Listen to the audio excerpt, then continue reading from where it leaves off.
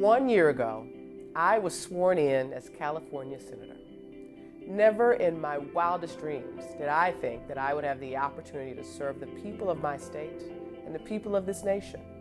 But I am grateful to so many who helped make it become true, including Governor Gavin Newsom, who entrusted me with this duty, Senator Dianne Feinstein, on whose shoulders I stand and so many of us stand, Senator Carol Moseley Braun, and Vice President Kamala Harris, the only Black women to have served in the Senate before me.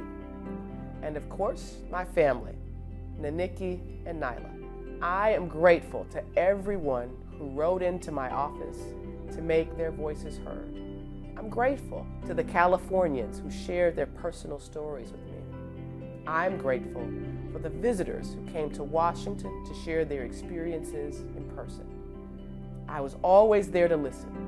Your words inform the work I did, especially for our youth. We are in the midst of the greatest test of our democracy. It's happening in our high schools and on our college campuses all across the country. My sense of urgency comes from the young people who eventually will inherit the world we make for them. My commitment to Generation Now has included working on solutions that prioritized mental health and well-being. This is not a partisan issue. Nearly 50% of teens have had a mental health disorder at some point in their lives.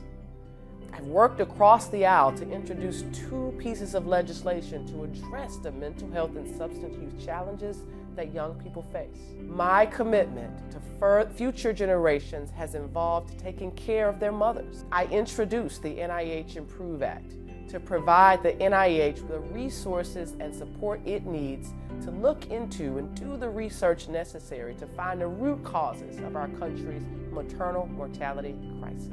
There are huge gaps in maternal care, especially across racial and socioeconomic lines.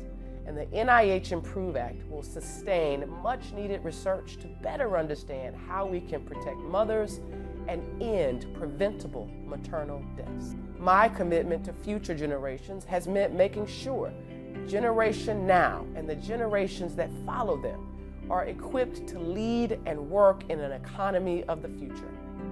As artificial intelligence continues to become more prevalent in everyday life, I introduced the Workforce of the Future Act. This bill solidifies our commitment to today and tomorrow's workers and prepares them to be ready for the jobs of the future.